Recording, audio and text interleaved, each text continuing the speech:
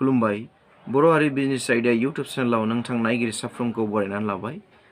दिनै बे भिडिअनि गेजेरजों आं बेखौनो शेयार खालामनो सानदों, जोंनि गेजेराव गोबां दिनै बेबायदिनो जिनि फालांगि एबा गलाखौ खालामनानै बेबायदिनो माखासे समनि गेजेरावनो बन्द जानानै थाङो। गोबां दुखुनि बाथ्रा, जायफोरा गोबां खस्थ'नि गेजेरजों रां खामायनानै एबा जमा खालामनानै जे फालांगिखौ होयो, नाथाय माखासे समनि गेजेरावनो बियो गावनि टेकनिक बाहायनो रोङैनि जाहोनाव बियो थैनानै थाङो। थ' बिनिखायनो बे भिडिअनि गेजेरजों नोंथांमोननिसिम आं बेखौनो शेयार खालामनो सानदों, नोंथांमोना बे आंनि बर' हारि बिजनेस आयदा यूट्यूब चेनेलखौ नायलांबाय थादो आरो साबस्क्राइब खालामना हो आरो लाइक खालामना हो आरो शेयार खालामनानै हो, जाहाथे बेबायदिनो गोदान गोदान भिडिअआ नोंथांमोननिसिम सहैयो। स' जों बिदिब्ला बे टपिकनि सायाव जों सावरायनि।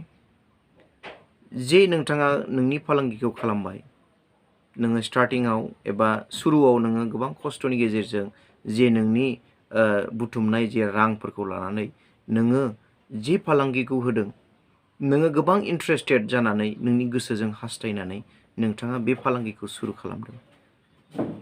मोजां, गोबां मोजांनि बाथ्रा, जोङो दिनै फालांगि खालामनायाव नाजानांगौ।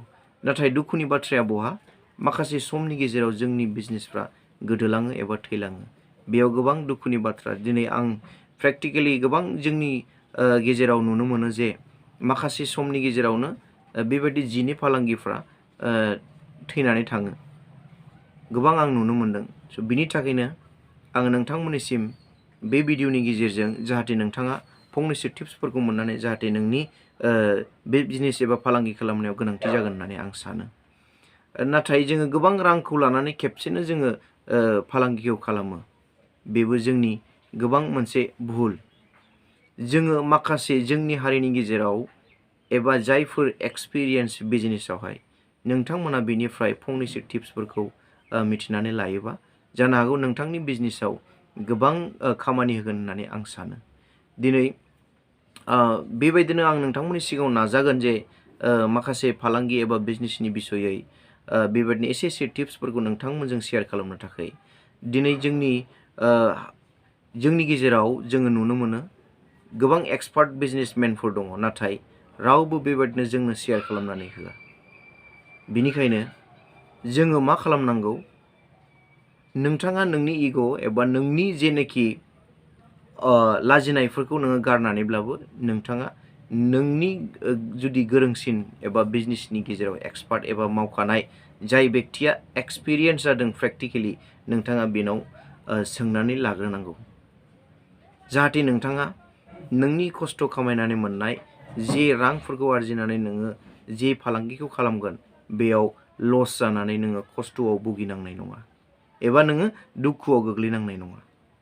बिनिखायनो आङो नोंथांमोननिसिम खावलायो जे सोरबाफोर जुदि बेबायदिनो फालांगि खालामनो सानदोंब्ला एबा जिनि फालांगि खालामनो सानदोंब्ला, नोंथांमोना बे भिडिअखौ नायनायजों लोगोसे नोंनि जे एक्सपिरियेन्स जायफोर सिनियर लेभेलनि मानसि, नोंथांमोना बिनियाव एसे साजेसन ला। अब्लानो जानो हागौ नोंथांनि बे लाइफ टाइमनि जेनोखि बिजनेस एबा जे फालांगिखौ नोंथाङा जिनि फालांगि खालामनो सानदों, बे साक्सेसफुल जागोन होननानै आं सानो।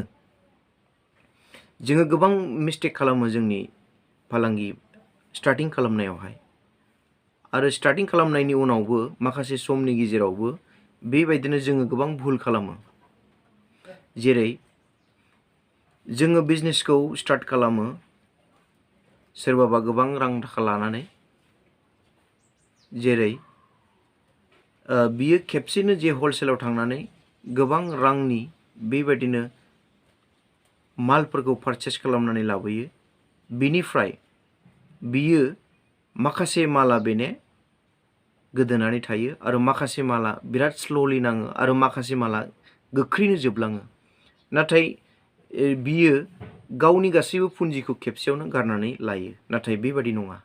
नोंथाङा नोंनि जेनाखि पुन्जि बेखौ 3 बाहागोआव खालामनांगौ आरो बिनि उनाव नोंथाङा जे 1 भागजों नोङो मालखौ पारचेस खालामग्रोनांगौ, जाहाथे नोङो गोदान हिसाबै नोंनि एरियानि जे रिक्वायरमेन्ट एबा नांगौखिनिखौ नोङो मिथियाखै, एबा नोंनि एरियानि जे गलायावहाय माबायदि कास्टमारफ्रा माबायदि भेराइटि एबा माबायदि केटेगरिनि मालफोरखौ नांगौ, नोङो बेखौ मिथियाखै। बिनिखायनो नोङो मालफोरखौ लाबोनायनि सिगां नोङो माखासे लिस्ट खालामनांगौ जे आङो बे एसे खमनि माखासे गेजेर मिडल रेन्जनि माखासे गोजौआव रेन्जनि माखासे बेबादि नोङो स्टेप बाय स्टेप नोङो बेबादि मालखौ पारचेस खालामनानै लाबोनांगौ। बिनिखायनो आं नोंथांमोनखौ खावलायदों, नोंथांमोना जुदि नोंनि सिनियर लेभेलनि जाय एक्सपिरियेन्स बिजनेसावहाय बिथांमोननिफ्राय जुदि फंनैसो टिप्सफोरखौ लायोबा नोंथांमोना निस्सय बेबायदिनो नोंनि फालांगि खालामनायाव सहाय जागोन होननानै आं सानो।